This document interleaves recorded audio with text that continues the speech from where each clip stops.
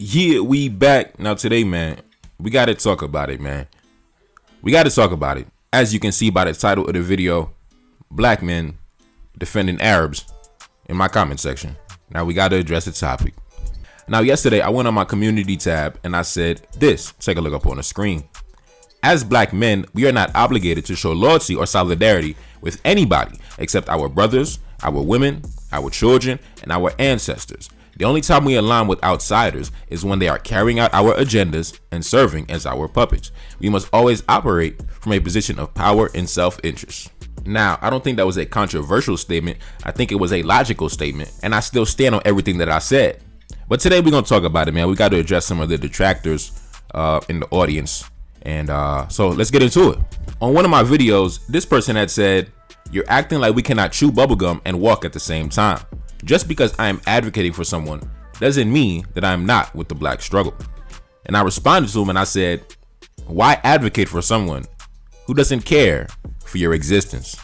Now, listen, it's two demographics of men that I will never have any love for, and you will never be able to convince me to have any love for them. I don't care what they do. Listen, we are going to be permanent adversaries based on what happened in the past. We'll never be friends. We'll never be friends because when I speak with the passion and the rage of my forefathers, okay? When I speak, I serve as a vessel for the black men that came before me, for the black women that came before me. And I imagine that this is what they would say if they were alive today. If they were able to rise from the grave, they would say everything that I say on the microphone, right? So I speak on behalf of the men and women that came before us, that had to suffer unspeakable atrocities at the hands of certain demographics of men that y'all want me to stand in solidarity with today. You see, it's funny. When it comes to the European, we already understand what that's about, because if I came up on the microphone and I said the exact same thing about the European, and I said the European is our multi-century adversary, nobody would push back against me. But when I say the exact same thing about the Arab, all of a sudden everybody coming out the woodwork telling me, bro, you don't understand. The Arab is the homie. The Arab is the partner. But if I say the exact same thing about the European, all of a sudden everybody would understand me. I would get no pushback. But when I apply the same logic to the Arab, people want to say, bro, you don't understand. The Arab is our brother. The Arab is standing in solidarity, locking arms with us. The Arab, you got to understand the Arab. But, listen, I'm applying the same logic to the Arab that I applied to the European. So I don't understand the pushback that I'm getting. But anyway, let's continue. In another one of my videos, this person had said, during the 1979 Iranian hostage crisis, the Iranians let all the black people go because they knew of the discrimination and the struggles that black people in America faced. Palestine supported blacks in South Africa during apartheid. The Egyptian president was black. Yes, Arabs have done some horrible things to black people, but they have also done some good things. The white controlled media will never let you know about the good things that people do, only the bad, to keep everyone from uniting. You see, now, at the bottom I said this. By your same logic, you could also say that Europeans did some good things also. Now, let's examine his comment. Let's see how many things he listed in regards to what the Arab did. He said something about the 1979 Iranian hostage crisis. They let the black people go. Okay, that's one thing. And then he said, what else did he say? Palestine supported blacks in South Africa. That's two things. So because of these two things, because the Iranians let some blacks go during some hostage crisis, and because the Palestinians allegedly supported the South Africans during apartheid, those two things, now I'm supposed to overlook all the centuries of warfare and conquest and enslavement and turning our women into concubines and chopping our balls off and turning us into eunuchs and all this shit, right? I'm supposed to overlook all of that because some Iranians let some blacks go and because some Palestinians helped us in South Africa. Now, he would never apply the same logic to the European, right? Would he apply the same logic to the European? For example, if I came to this gentleman right here and I said the same exact thing that he said to me, if I said during the Haitian Revolution, the United States government sent military equipment, they sent weapons, and they sent military assistance in the form of their navy, a naval blockade for Toussaint Louverture in the year 1799 and the year 1800. If I came to him and I said the British assisted the Haitian Revolution by blockading the main port in the capital against the French, which destroyed their offensive strategy. If I came to him and I said John Adams and Alexander Hamilton sent weapons and ammunition to Toussaint Louverture to defeat the French, if I told him that William Lloyd Garrison, a white man who had a newspaper called The Liberator, which was an anti-slavery newspaper, and he co-founded the American Anti-Slavery Society, If I gave him a list of all the times where the quote unquote the good white man stood with the black man, do you think that he would ever come to me and try to be like, oh, we got to stand with the white man? So why is he coming to me telling me I got to stand with the Arab? This is why I don't understand. What is so amazing about the Arab, bro? Like, what is so amazing about the Arab? Like, I'm not trying to be offensive. I'm not trying to be inflammatory. So I'm not going to really say how I feel about the Arabs on the internet. But what is so amazing about the Arabs? Like, why do y'all admire them so much? Like, because I know, you would never give this level of grace to the European. You would never give this level of grace to the white man. But why does the Arab get so much grace? Like, what is so amazing about the Arab? Like what is so amazing about him? Like, what does he offer the black man? Like, and it goes back to what I said in my community tab when I said, the only time we should align with outsiders is when they are carrying out our agendas and serving as our puppets, right? And the reason why I say that is because the only time that other groups align with us is when we are carrying out their agendas and serving as their puppets. So I said the same thing. The only time we should align with outsiders is when they are carrying out our agendas and serving as our puppets. So what agenda is the Arab carrying out on our behalf? Can anybody tell me? The only time we should align with outsiders, especially those who have been historical adversaries against our people, is when there is a clear, tangible benefit, an exchange of technology, an exchange of expertise, a trade agreement, a mutual, economic or military defense agreement, something logical, something tangible, giving us access to their economies and their markets, giving us access to weapons and technology. That is when it makes sense to partner up with a rival. For example, King Henry Christophe, who was the king of Haiti in the early 1800s, his main ally was the British. His main trading partner was the British. There was a clear, tangible, mutually beneficial relationship between the Haitian government under Christophe and the British government because they had a mutual enemy, which was the French, right? So the British wanted to destabilize the French by empowering the Haitians. So while everybody else had an embargo on Haiti, while everybody else didn't want to do business with Haiti, the British were the only ones who were doing billions of dollars worth of trade. They wanted access to the coffee and the sugar and everything in between. And in exchange, the British provided naval support to the Haitian government and provided intelligence. So in case there was any French activity in the waters, the British government would notify the Haitian government of any impending attacks. And Thomas Clarkson, the famous British abolitionist, served as an ambassador, served as an envoy, served as an emissary on behalf of the Haitian government in negotiations with the French government, right? But even with all that said, I'll never stand in solidarity with the Europeans. Even with everything that I mentioned, I will never come on this microphone and try to convince you that the British are our allies. I would never try to come up on this microphone and try to convince you that we need to stand in solidarity with the European imperialists because back in 1812, the British was standing with the Haitians. Listen, bro, that shit don't even make no sense. You see how stupid that would sound? But for whatever reason, we give that same grace to the Arab. The same grace to the Arab, who committed more atrocities against us for a longer period of time, who waged war against us for a longer period of time, who has a longer history of committing warfare, conquest, and genocide against our people. But you give him the grace when he has more blood on his hands. The Arab has more blood on his hands, but you give him more grace than the European. I don't understand it. Now, let's continue. Take a look up on the screen. This gentleman said, what about Yasser Arafat and the PLO support for the ANC during the apartheid struggle? Do we forget that? Should we not, as black people, show solidarity with other oppressed people? And then another gentleman on the bottom said, exactly my point. This guy is planting the seeds to be the oppressors. There is nothing wrong with strategic alliances. He is teaching people to be divided based on race. That is not sustainable. Western Europeans are fighting Russia through Ukraine. Native Americans used to slaughter each other, and so did Africans. People always find something to fight over eventually, even if they are the same race.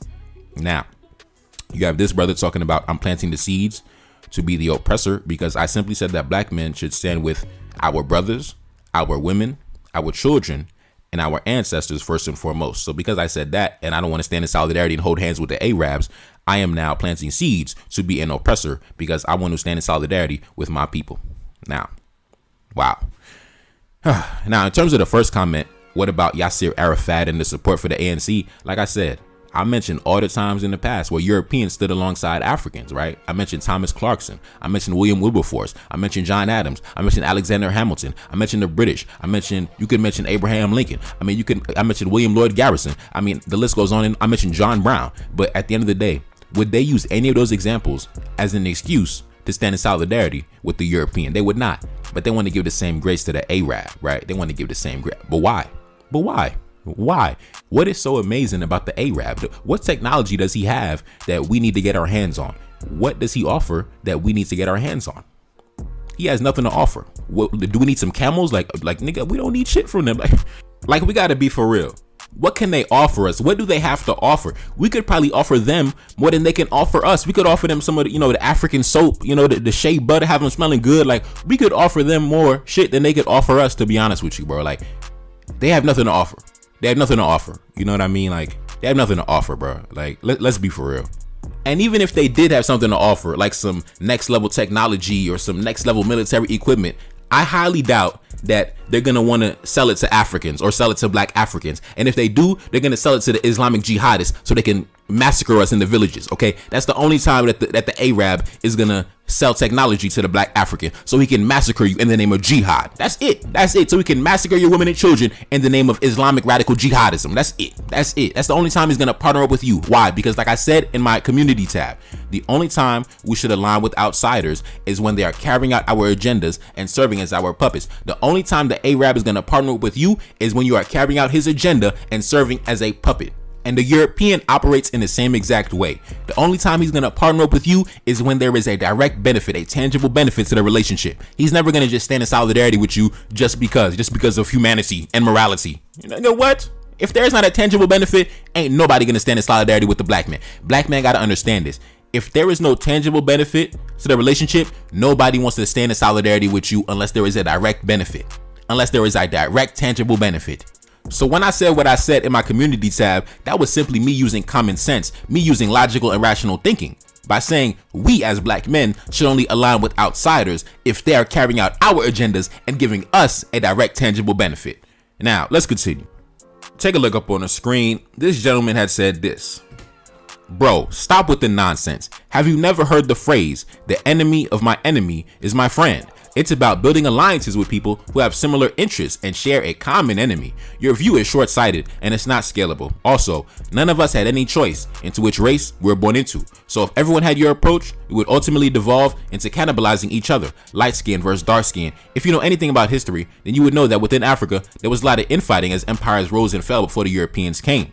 So a better idea is to unite upon universal principles that benefit the individual and the family and the society. The answer is Islam. Now, let me address this, brother. Obviously, I can see in this topic, when I talk about the Arabs, listen, I understand my Muslim brothers. Like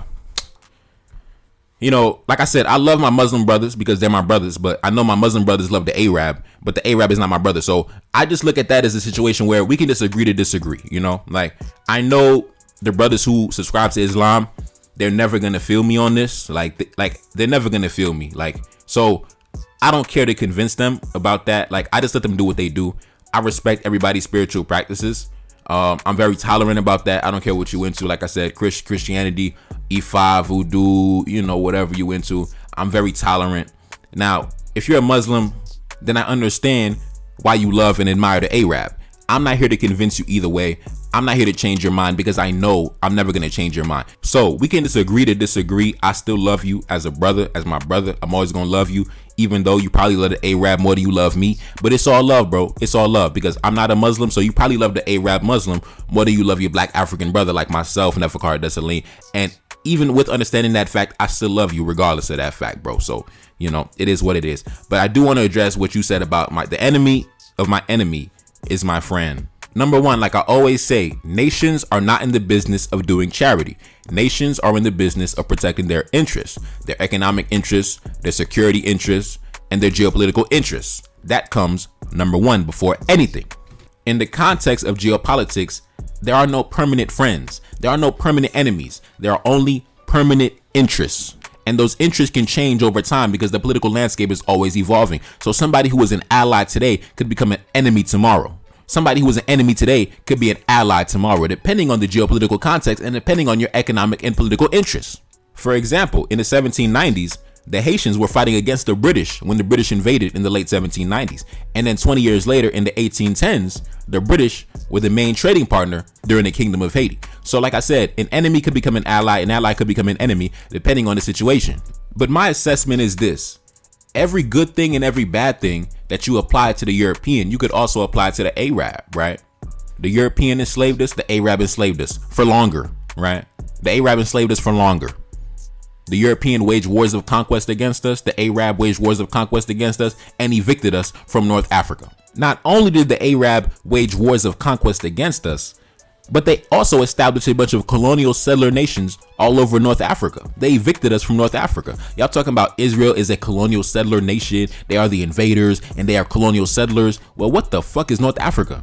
What the hell is all the Arab nations in North Africa if they're not colonial settler nations established by invaders from the Arab world? So not only did the Arab enslave us for longer than the European, but he also stole more land from us than the European. And now in the present day, we get treated as third and fourth and fifth class citizens in the nations that we were formerly indigenous to. Y'all talk about South Africa, apartheid South Africa. That's a little tiny little section in South Africa. The Arabs then took the whole north section of Africa, bro. Took the whole shit, kicked the black man out, said, "This my shit now, bitch." That's what the Arab told you. And now in the modern day, you tap dancing and twerking talking about the Arab is my homie. Yo, the black man is not ready for power, bro. The black man ain't ready for power. The black man ain't ready for warfare. The black man ain't ready for conquest. The black man not ready to be on top. The black man not ready to be number one. The black man is not ready. The black man is not ready. The black man ain't ready. Nah. The black man ain't ready. Nah. Because like I said, every bad thing that you said that the European did, the Arab did the same exact thing, and he did it worse, and he did it for longer. For every one good thing that you claim the Arabs did, I could name 3 good things the Europeans did, and I'm still not standing in solidarity with the Europeans. So why the fuck would I stand in solidarity with the Arabs? Why? If I wouldn't stand in solidarity with the Europeans, why would I stand in solidarity with the Arabs who did worse to my people?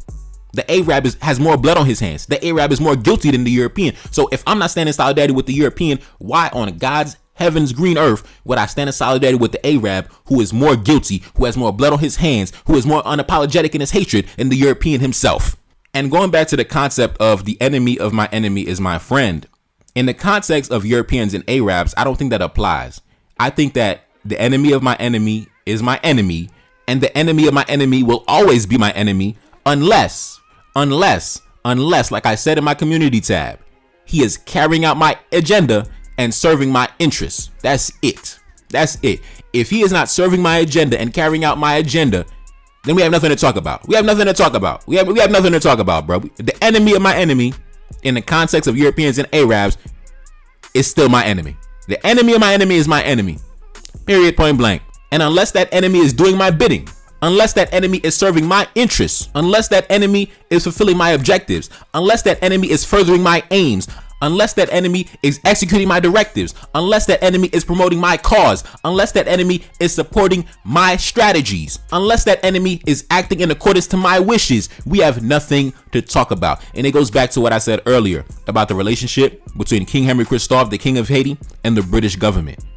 The only reason Christophe allied with the British is because they were supporting his geopolitical stance, is because they were promoting his cause in Europe. They were pursuing his interests. They were furthering his aims. They were advancing his goals. But besides that, that's as far as it went.